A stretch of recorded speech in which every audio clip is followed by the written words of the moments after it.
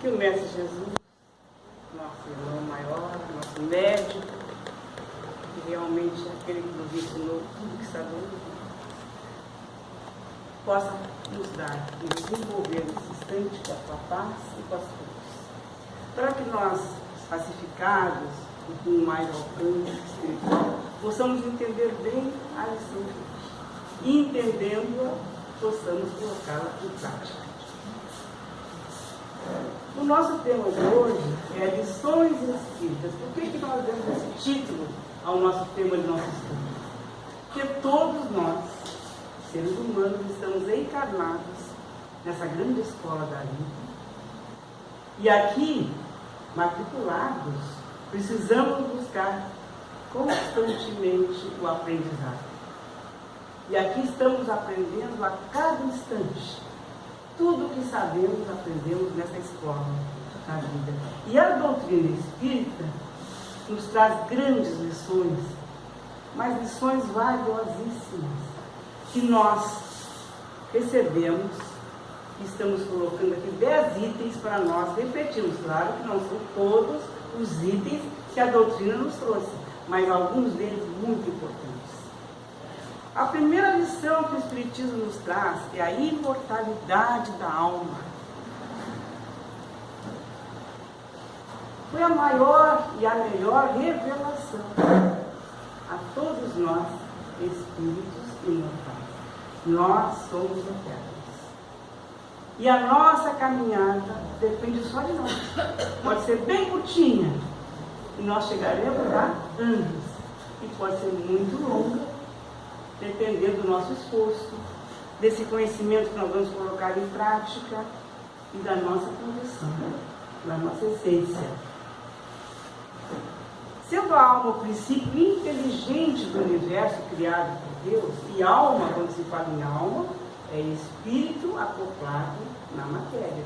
Nesse corpo que nos dá uma forma, nos reveste, né? E aqui estamos encarnados. Sendo então a alma esse princípio inteligente do universo, tudo concorre para que possamos, conhecendo mais, colocar em prática o que já sabemos. O Espiritismo não apenas confirma essa evidência, mas também ele comprova a sua realidade. A doutrina espírita nos ensina que para desfrutar do equilíbrio no plano espiritual, quando lá retornarmos, quando lá chegarmos, em nossas futuras existências, devemos basear nossas atitudes no equilíbrio, na responsabilidade e buscar sempre e acima de tudo a construção do amor, que é o único caminho que nos dará a perfeição espiritual que tanto necessitamos. Não existe outro. Se colocarmos o amor em prática, nós, como se pode dizer, estamos salvos. Porque amar é o princípio de tudo. Quando nós amamos, nós cuidamos. Quando nós amamos, nós não criticamos. Nós elevamos aquela criatura. Porque defeitos, minha gente, quem não os tem? Todos nós temos. A segunda lição que o Espiritismo nos traz é a moral. Porque a moral, dentro do Espiritismo, tem como objetivo a regeneração da humanidade toda. Se formos seres moralizados, nós estamos buscando o quê? A melhoria do planeta. Nós, habitantes deste planeta, moralizados, imagine, não mais corrupção, não mais bandidagem, né? Ninguém querendo tirar do outro o que o outro honestamente está ganhando. Nós vamos ter atitudes moralizadas no momento em que todos nós estivermos de acordo com essa moral que o Cristo, nosso Mestre Jesus, trouxe para nós. Essa segunda lição faz com que nós eliminemos da face da terra 2 defeitos que todos temos ainda: o orgulho e o egoísmo. Porque o egoísta só pensa em si, ou nos dele, quando muito, mas primeiro em si. E o orgulho faz com que nós pensemos que somos melhores que os outros. Todos somos iguais. Fomos criados por esse amor do nosso Criador, de nosso Deus, iguais. Seres ignorantes, não no sentido do saber, mas que ignoram as coisas que acontecem. Que vêm para cá, experienciar, praticar e vai aprendendo. E a terceira lição que a doutrina nos traz é a lógica e a razão. Porque se Kardec não tivesse utilizado a lógica e a razão para codificar a nossa doutrina, o Espiritismo não seria o mesmo. Ainda seria baseado em superstições, misticismo, um monte de argumentos que enganam muito. E nós gostamos, às vezes, de sermos enganados. Não buscamos realmente aquilo que nos faz bem, buscamos aquilo que queremos, não o que devemos realmente seguir, né? Porque todo sacrifício que nós pudermos não fazer, fica melhor. Ainda nos acomodamos no ócio, na preguiça. Não queremos nem parar para pensar. A quarta lição que o Espiritismo nos traz é sobre a morte. Quando nos diz o quê? Que a morte não existe. Ao cair essa capinha, lá no caixão, ou seja, lá na... tem esse outro método agora. Incineração. Não entendi. Cremação. A cremação. Viramos pó ali, né? Mais cedo, mais rapidamente. Mas essa morte física, isso aqui é só uma capinha que reveste o nosso espírito, que nos dá a forma, né? Então o Espiritismo nos diz que a morte não existe. Porque nós ficamos, depois de mortos, entre aspas, né? Depois que fomos enterrados, mais vivos do que nunca. Muito bom saber que a gente continua vivo.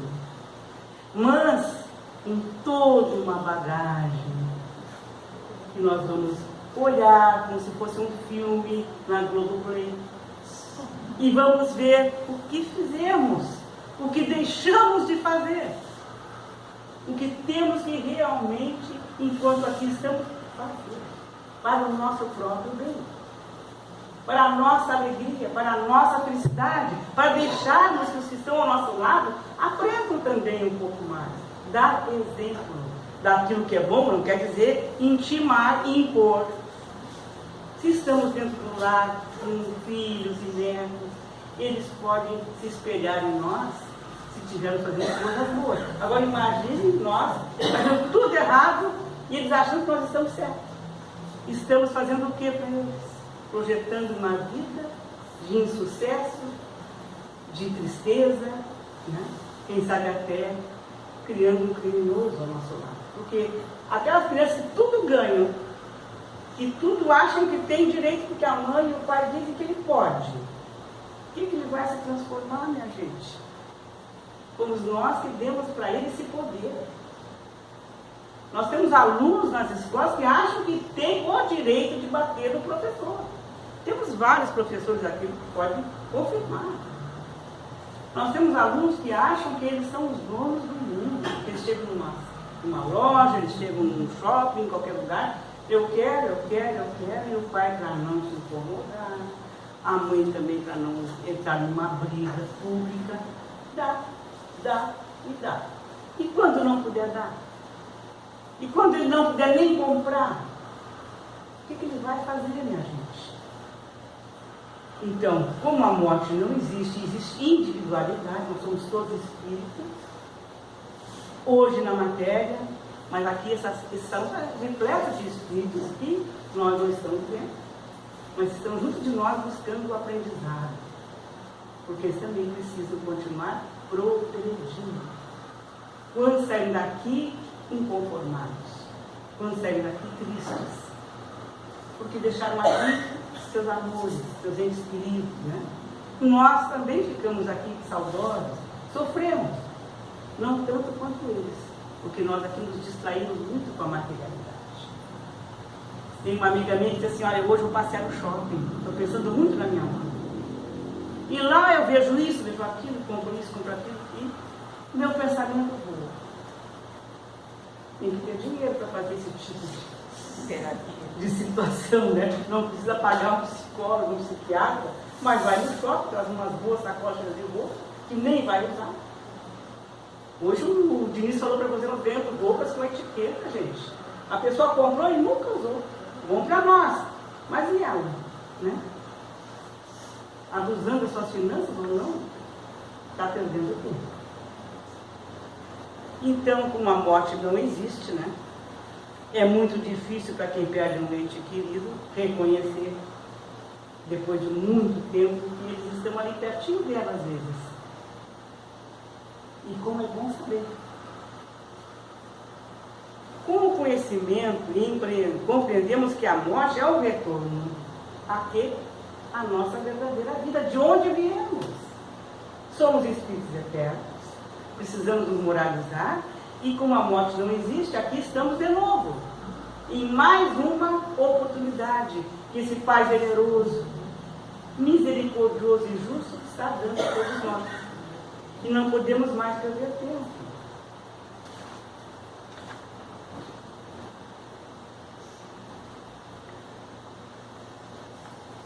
Nosso Pai, que sabe tudo, nos deu também o medo da morte por uma razão muito simples. O temor da morte é efeito dessa sabedoria divina. Por quê? Porque ele nos dá uma coisa que todos nós temos, o instinto de conservação. Então todos nós procuramos nos cuidar. Se temos que tomar uma medicação, não vamos deixar para lá, vamos tomar direitinho, né? Vamos procurar nos alimentar melhor. Vamos procurar então ter fazer aquela coisa básica, dar uma caminhada, andar de bicicleta, né? Nós temos todo esse litoral para caminhar nessa areia maravilhosa, né? Olhando os nossos pés, que coisa boa. Temos muito espaço, muitas ruas, não tão boas, mas temos muitos lugares que nós podemos fazer esses exercícios. À medida que o ser humano melhor compreende a vida futura, sabe que existe algo lá nos esperando, uma casinha, talvez com uma varanda, uma sala de estar muito boa. O Evangelho mesmo relata coisas maravilhosas. É só ler o nosso lar, mensageiros, todos eles trazem essas preferências que são coerentes, que são corretas. Então, quando diminui o medo da morte, nós melhor compreendemos a nossa missão aqui na Terra. Aí nós vamos esperar o nosso final com mais calma, com mais paciência, sem apressar e também sem querer que fique eternamente. Eu chego aos 6, não, né? O objetivo não é esse, o objetivo é aprender, colocar em prática e sair daqui um pouquinho melhor do que quando aqui chegamos. Sem o medo e a certeza da vida futura, nós podemos dar um outro roteiro às nossas ideias, aos nossos planejamentos, aos nossos objetivos, aos nossos trabalhos. Cada dia a gente pode fazer um pouquinho melhor. A quarta lição que o Espiritismo nos traz, dentro desse meu apanhado, é a teoria dos sonhos, pensamento e vontade. Empregando o pensamento e a vontade, o espírito pensa uma coisa, imagina aquilo e aquilo pode chegar a ocorrer, porque nós estamos pensando, projetando e vamos realizar. É o pensamento e a vontade. O nosso pensamento chega onde nós quisermos. Fazendo uma analogia, assim como o ar transporta o som, os fluidos espirituais transportam o nosso pensamento. Esse dia eu estava pensando no filho que mora no Japão. Daqui a pouco ele mandou pelo WhatsApp. Que saudades. Eu tenho 4 bisnetos que só conheço pelo Face. Meu netinho foi para lá com 7 anos, é casado com uma japonesinha. E o governo incentivando, ela teve 4. 3 meninos e uma menina. A Naomi nasceu lá, o Bruno foi para lá com 7, a Naomi nasceu lá. Não fala português, nem quer aprender. Assim o pai pode xingar à vontade, porque ela não escuta, não sabe o que está dizendo. Muito, muito interessante. A 7ª relação que nós podemos trazer é que existe entre o mundo corporal e o mundo espiritual a comunicabilidade. Nós nos comunicamos sempre. Estudamos isso hoje, né, Cida? Né, Taninha? Nós estudamos que a comunicabilidade sempre existiu. Não é invenção do Espiritismo, minha gente. Ela sempre existiu. Desde os primeiros tempos. Então não existe nada de maravilhoso nem sobrenatural. É normal, é natural. Quantas vezes a gente está conversando sozinho, pensando naquela criaturinha que já está lá, e está conversando com ela que já estivesse do nosso lado, e ela está escutando, sim. E às vezes fica alegre, às vezes fica feliz. Por isso a gente sempre diz aqui, não chorem, não lamentem, ninguém perdeu nada. Ai, perdi meu esposo, perdi meu filho. Não, eles só estão numa outra dimensão, e às vezes muito pertinho da gente. Como é bom saber disso, né? Que conforto que essa doutrina nos dá. Então essa relação entre o mundo corporal e o espiritual sempre existiu. Os encarnados a todo momento estão se relacionando e nos influenciando, positiva ou negativamente. Vai depender do quê? Do nosso pensamento, dos pensamentos que viram palavras e que viram atitudes. Os afins se atraem. Então, aqueles que vão chegar perto de nós, eles estão pensando como nós. Se estivermos bem, pensando bem, coisa boa, os bons vão estar juntos. Mas se nós estivermos mal intencionados, eles também se aproximam. Existe lá, como aqui, os bons, os mais ruins que nem nós, os inferiores. Porque ninguém sai daqui e vira santo, minha gente. Ficam iguaizinhos ao que eram aqui. Vão aprender alguma coisa, quem sabe que uma próxima encarnação venha um pouquinho mais compenetrados do sacrifício que terão que fazer. Mas isso é uma coisa da decisão deles, porque até o nosso Criador nos dá o quê? Livre arbítrio. Somos nós que escolhemos. A opção é nossa. Se quisermos ser melhores, nós podemos. Depende de nós. Não adianta chegar lá e dizer assim, mas eu não fiz isso, não fiz aquilo, meu marido não deixava, a minha sogra não gostava. Não. Isso não é desculpa para não fazermos alguma coisa. Ninguém pode responder por nós. E nem nós dar essa desculpa para quem quer que seja. Cada um de nós tem que agir como acha que é o certo. Ninguém vai para lá como advogado de defesa. Não, ela não fez realmente hipocrisia, não deixei não. Nem vai querer saber, né?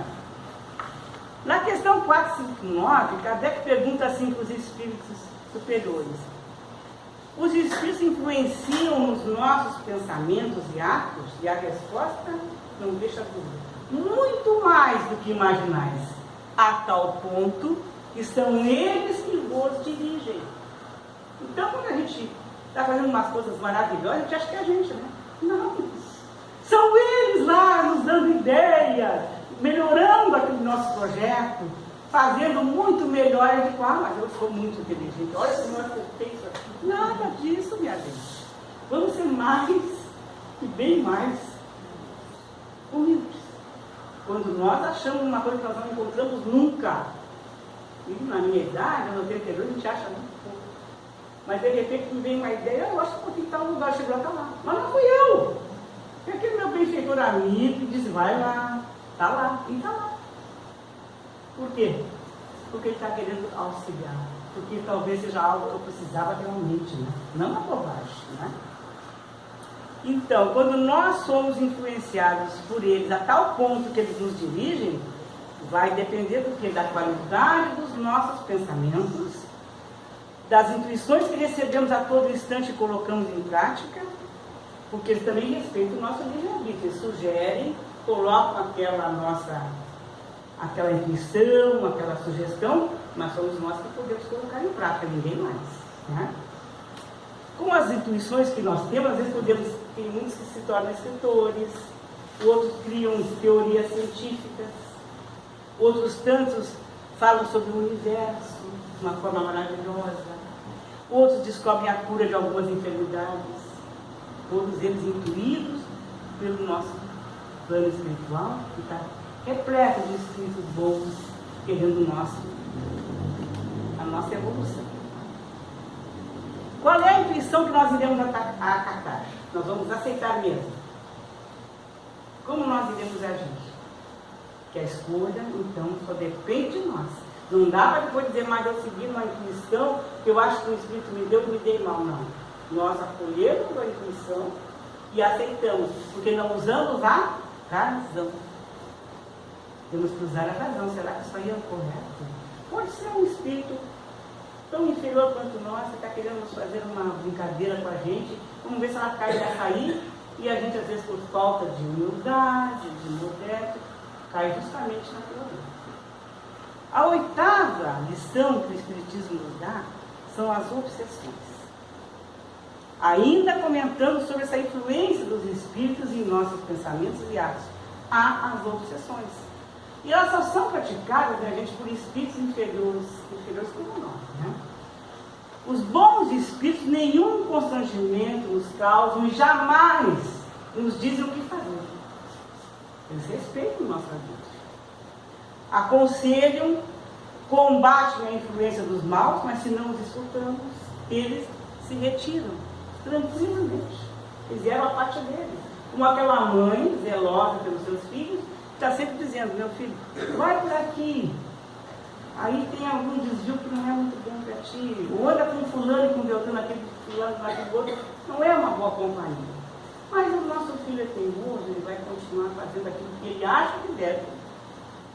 Que é o melhor para ele. Mas a mãe cumpriu o seu dever. A mãe, o pai, aqueles são os responsáveis.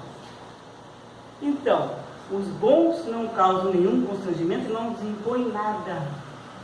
Agora, os maus, ao contrário, se agarram a quê? Aos nossos defeitos. E nos sugerem, aconselham, identificam-se e nos conduzem como se fôssemos crianças, que nem sabemos ainda caminhar. Nos levam pelos caminhos que eles querem. E muitas vezes, por vaidade, por orgulho, nós os acompanhamos. Às vezes, um pouco tarde, a gente chega a olhar para trás e ver o que não pôde fazer e não fez e deveria ter feito melhor. Muito grave também é o caso daquele médium que é fascinado. Ele não é só obsidiado, ele é fascinado. Porque ele não acredita que ele esteja enganando. Ele acha que o Espírito tem uma arte de lhe inspirar uma confiança. E ele cegamente é conduzido por aquele espírito embusteiro que quer aquela situação quanto pior, melhor. E aí ele impede que aquele médium veja que ele está sendo manipulado. E quando esse absurdo pode até saltar aos olhos dos outros, ele não vê. O médium fica cego, surdo e acha que está certo. Mas, dentro das obsessões, tudo isso pode ocorrer. A nona lição que o Espiritismo nos dá é sobre a prece. Assistimos esse mês uma palestra sobre a prece, sobre o São Neri, maravilhosa, né? Através das verdadeiras condições da prece, do seu modo de ação, Jesus nos ensinou e nos deu aquele poder para cada um de nós modificar a sua situação íntima. Não é que a prece vai resolver todos os problemas, minha gente, mas a prece vai nos deixar mais fortes, muito melhores, para conseguir superar aquela dificuldade, para acreditar que tudo aquilo vai passar, vai nos dar força, vai nos dar coragem e vai fazer com que nós avancemos. E a décima lição que o Espiritismo também nos dá nesse apanhado que fiz, é sobre o magnetismo.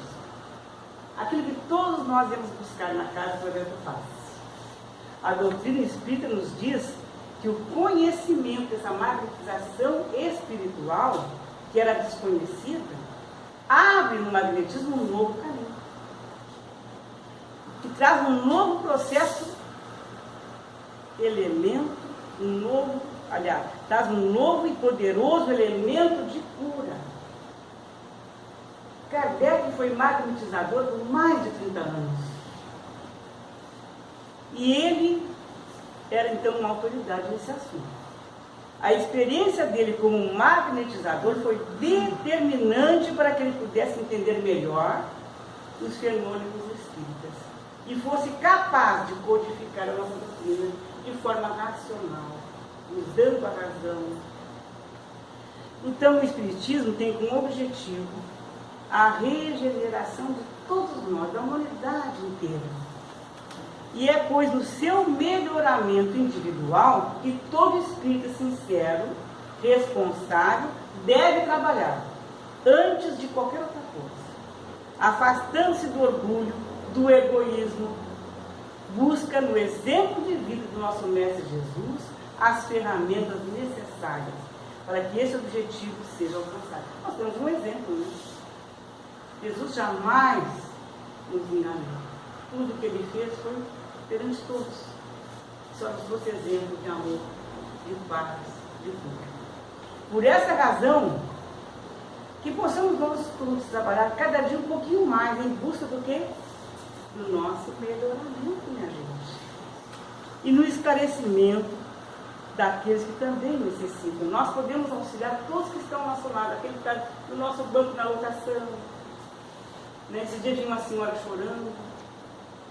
Eu não vou dizer o que tu fez, porque eu não posso invadir a privacidade. Mas aí ela pegou a minha mão. A senhora não é do tio? Eu digo, sou. Deve ser bem conhecida aqui, né? São mais de 40 anos. Aí dela assim, não tinha precisado de uma palavra. Meu filho está muito bem. Está no hospital com Covid de novo. Faz uma semana e pouco. Graças a Deus ele já está bem. Mas a pessoa, né, que está temerosa, que está assustada, que está... não consegue imaginar um filho sofrendo e podendo perder. Aí eu disse para ela, e a tua fé onde é que anda? Qual é o tamanho da tua fé? Tem que ter uma fé poderosa nessa hora. Por quê? Com fé a gente ora, com fé a gente olha e projeta ele bem, né? Daqui a pouco vai ter uma ótima notícia. Será, como eu te digo? Não vamos ter certeza, não vamos duvidar do poder divino. Se nós estamos orando para que a coisa aconteça, nós temos que acreditar. Agora, o que vai acontecer logo ali, nós também temos que aceitar. Porque sempre Deus faz o quê? O melhor para cada um de nós. Então, no mundo em que vivemos, não há quem não necessite de uma palavra amiga, de um bom exemplo. O Espiritismo, portanto, nos ensinou ainda, e nos ensina sempre, muito mais lições do que as outras dessas, só alguns itenzinhos, né? E essas que são algumas delas, talvez sejam as principais. Mas nós podemos e devemos continuar estudando. Hoje o Diniz falou dos nossos grupos de estudo. Não tem coisa melhor que estar dentro de um grupo de estudo, estudando em um grupo, né, Cida? A gente vai aprendendo com quem? Com cada um que traz a sua experiência, a sua ideia, o que ele pensa sobre aquele assunto, nos ajuda. Às vezes nós pensamos igual com outras palavras. Às vezes nós fazemos quase a mesma coisa de outra forma. Mas cada um de nós é uma individualidade, ninguém deve ser comparado a ninguém. Nós podemos projetar o nosso dia a dia, com saúde, cada dia ao acordar, agradecer a Deus essa oportunidade. Olha, estou vendo a luz do dia. Que bom. Eu moro aqui no litoral, que maravilha. Eu tenho a minha família, que bom. Eu tenho a minha comidinha no prato, que coisa boa. E a gente, hoje saindo daqui, 43 famílias, felizes com aquela cestinha embaixo do braço. Por quê? Estão levando comida, minha gente. Está muito difícil. O que a gente faz no mercado? Compra, às vezes 4 sacolinhas, 100 reais. Está não dando nada.